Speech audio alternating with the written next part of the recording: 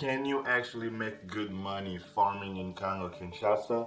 Well, throughout this video, we're going to discuss this question. Thank you guys so much for tuning in. My name is Mervell, and I really appreciate it. If this is the first time to the channel, remember to hit that subscribe button and also turn on the bell icon so when I release a video, you get notified. And also like and share the video for the YouTube algorithm. I'm on my way to hitting 1,000 subscribers. By you subscribing to the channel, it really helps out a lot. By liking the video, it actually lets the YouTube algorithm know that more people are willing to watch this video. Thus, it will allow them to send the video to more people. Without further ado, let's jump right into today's video. If there are people who have long-term goals when it comes to business, and there are also people who only have short-term goals. So those that have long-term goals are more likely to succeed because that's the only thing that they have dedicated their lives to, and whether they have to do everything in their power to make it work. Whereas those that have short-term goals may probably end up choosing a whole different path. As a result, for them, farming is only going to be as an experience. They're trying to experience something new and make their decision based off of the outcome they're going to get from it, whether they're going to stick around and make it a long-term goal, or they just want to see how it goes and may not like it. Chances are you're probably not going to like it because there are a lot that goes into farming. I mean, if you're just a beginner and you are trying to get into this farming, it may probably be much more difficult for you. Alright guys, so let's get into the more serious stuff concerning this topic. Farming is one of the top 5 most lucrative business worldwide. Patience is highly advised when getting into agriculture, since most agricultural related products tends to have a longer period to grow before it is ready to be consumed or sold to the customers for profits. The answer to this question may vary depending on the goal of whomever involved in farming. A beginner may have to go through losses and actually has to learn many lessons from mistakes made and get better as they continue to evolve, which may take some time before they can start making some real money. A professional farmer, however, they are considered experienced and actually knowledgeable enough to know what crops they are going to grow and how long it's going to take, plus maintenance to keep the crops growing in such much better health. Yes, you can make a serious living out of farming in Kinshasa as long as the rules of farming are respected and decent amount of money is invested to make that happen. Having tens of acres can contribute to the success as well.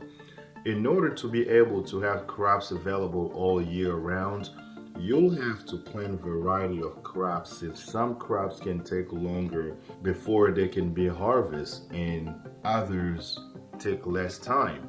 And on the top of that, we have 2 seasons in a 12 months period. Every few months there are crops that do better around certain time of the year, meaning that you need to be alternating between these different crops that would actually keep your farm full of produce available at any moment. Keep in mind, if you are also into animal farming, whether it is pigs, goats, lambs, or chickens, that can triple your revenue. Poultry farming, for instance, it doesn't take too long to start collecting that money. You can sell eggs before chickens. Plus, in 6 weeks from the moment a chicken is hatched, you can sell it for profits. Not to mention, chicken feeds aren't that expensive, so there is a lot of money to be made. Just get into the wagon along with others and let's go make that money together. Actually, we have to understand one thing about all of this, alright? In a 12 months period, we only have 2 seasons in the Democratic Republic of Congo. We have rainy season and dry season. Rainy season actually has a lot more months over dry season, which actually gives you the opportunity, due to the availability and a variety of crops that can be grown during the rainy season, and giving you a lot of options and produce to actually consider and later on make great profits out of it, depending on how big your farm is, and more importantly, the amount of money that you are willing to invest into this to actually make that happen. These factors put together can actually double or even triple your income.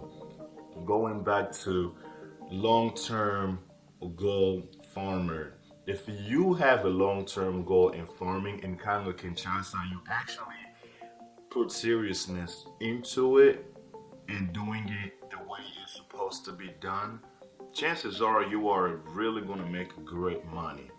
And we can actually summarize this actually asking another question. Why are people still farming if they cannot make any money from doing it? So the answer is simple, because they're making some money. At least at their level, the money that they're making, it is considered enough to help them get by. I'll give you my own personal example, but I'll give you an example of a guy that I know who also actually happens to be um, the guy who had helped me acquire my land where I have my land in. The guy also, he does not own any farmland. He actually rents from other people, and that's how he conducts his activities. And he actually makes a great living out of it. He's a father of multiple kids. He has a wife and kids. He sends his kids to school. He does not have a 9 to 5 job. He only gets up every morning, goes to the field, and takes care of his crops. So he rents from many different farmers around that on massive piece of land, and they probably don't use them all. So he actually go around and propose people and rent for the whole year with certain amount of money. Then later on, because he's been doing it for so long, he actually knows what to plant at what time of the year. And as a result of that, he was able to actually make a lot of money. If you guys remember, if you've actually been around this channel for a while, you might know who exactly I'm talking about. In one of my videos that I shot when I went back home last year, I actually went and visited his farm. He had planted watermelon that time of the year, and he did quite great. He was able to collect something around close to 8 acres worth of watermelons, and he had signed a contract with this grocery store where they were able to buy the stuff from him, and it actually made good money that period of time. I even remember him taking me to a restaurant nearby, buying me food after he was able to make all that money. So that actually tells you that how much money you can make. And don't forget, that guy is not considered as a big farmer. It's just a small farmer who literally does not even own a piece of land. He rents from people and he makes these things happen. What about those that own their own personal land and they actually have the money to grow crops and evolve from there? You know how much money you could actually make. I know doctors and professors that teach in one of the prominent university in the country. They are farmers. They actually own lands nearby where my land is located. Not that I personally know any of them, but the fact that when I was back home, I was going there more often to do my things. I was introduced to them by my guy who helped me get the land, and that's how I got to know them. This guy, he went to school, he's got a doctorate degree, he teaches in college, in a university, has a master's degree and all that kind of good stuff, but he's also a farmer. But I'm just telling you this to give you an idea of who can get into this. It don't matter what type of college degree you have. Some don't, some do have them. It don't even matter. This guy is a professor. He teaches in the university, but he chose that path for a reason. He owns the land, he grow crops. I don't know what else he got going on in his farm, but he's doing it. Versus someone who's only there short term. They may get into that and probably their first crop gets destroyed, and wonder why they're not going to stick around, because they were not actually all the way in to begin with. So someone like them, don't be surprised if you one time you were considering getting into agriculture and you go talk to somebody like that who has a negative experience about farming, because prior to that they only had a short-term goal and then didn't work out for them. They will actually advise you against getting into agriculture because they have zero experience. They were only doing it to see how it goes. It didn't work out. They didn't want to persist. They just quit. You know what I'm saying? But for those that have long-term goals who actually want to do that and consider making serious money out of it, they can make it happen. Imagine growing crops and raising animals in your farm both at the same time. Do you guys have any idea of how much money you could make? I keep forgetting to mention this one thing. Remember, there are like international organizations that for the protection of forests to preserve the nature. They also operate in Congo. I didn't know this, but when I went back home, that's how I found out. So I actually ended up planting a lot more trees around my farm at certain areas, probably around close to 2 acres worth of like acacia trees and many other different trees. When those trees, after I believe it's 5 years, when like they grown and they produce leaves to actually help out with the global warming, there was a certain amount of money that they will be paying you monthly to keep those trees alive. As long as you don't cut those trees, you will be getting a check every month. I didn't know about this, and this is actually true. People making money off of this. And when I learned about this, I actually jumped right into it, and I didn't really want to fall behind. What I did, I actually planted a tree. Plus, they're important. Personally, I didn't necessarily do this for money. I originally already had planned to plant more trees to provide, like, shade area around the farms. Like, one of those days like you work all day and you're tired, you want to sit down, have a glass of wine or a cup of water or whatever the case may be, so you have a place to kind of fall back. So I already had that in mind, and then actually found out that that could be a case. Literally, these people, they're paying you money to maintain your trees. You see, so there are a lot of advantages that comes with farming. To sum it all up, the only answer to this question is yes. A lot of money can be made farming in Congo-Kinshasa. I started my animal farming with 2 piglets, a female and a male. I've discussed this, but I'm going to say it again for the purpose of this video, to educate and bring awareness, to actually encourage people, to let them know and show them with evidence that if you actually do this, and this could actually turn into a great investment which you will not regret. All right, so a couple months down the road, I believe when I got those 2 piglets, it probably was, both of them were 4 months. They were just growing up fine and they were doing well. I was keeping up with the vaccines, and because actually pigs, they literally live like human beings. Like, there are certain periods where like they need to be vaccinated. You have to keep up with that. So I actually hired a personal vet who literally takes care of them. Like, he comes to check in on them every other week to make sure that their growth is normal and if there's no signs of sickness or anything like that. So back then, this was probably back in 2020, early 2020, no, probably mid 2020, I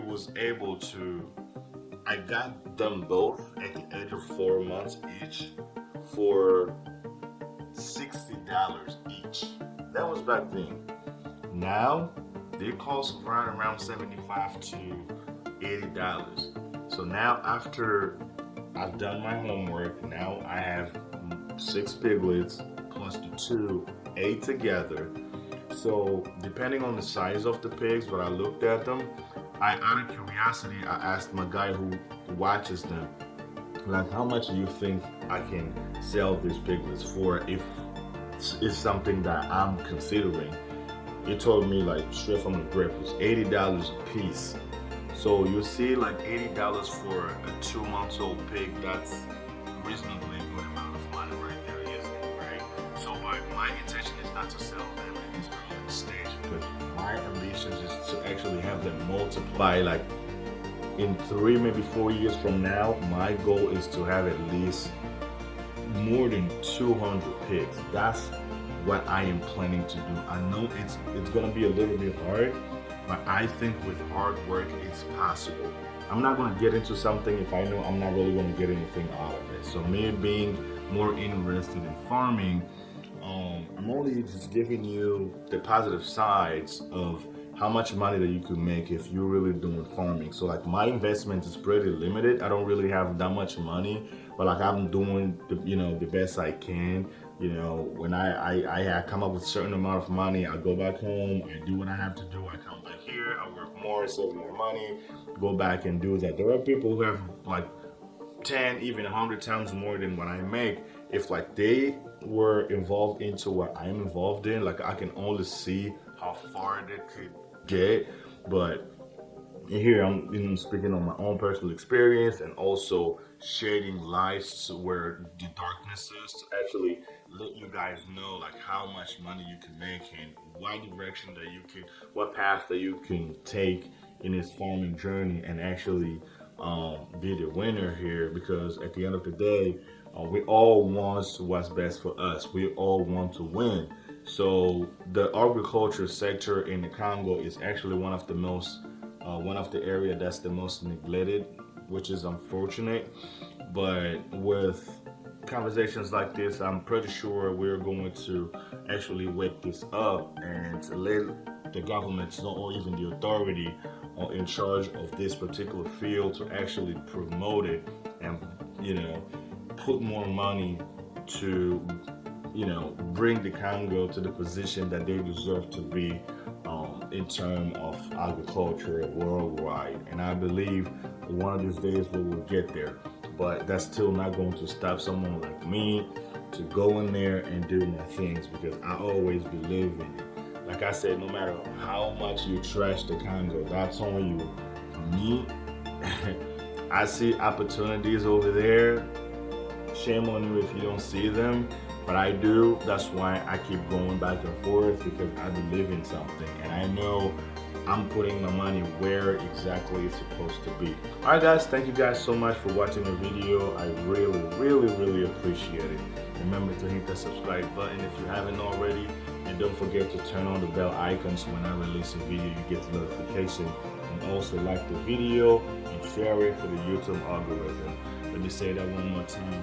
If you like the video, it actually lets the YouTube algorithm knows that people wants to watch this video more, and they will just send it to as many people as possible, because the goal is to reach the 1,000 subscribers and grow from there. Thank you guys for hanging out with me, and yeah, I hope you liked the video and found it informative. If there's any question, let me know in the comment section down below. Until the next video, I'll see you all later. Peace.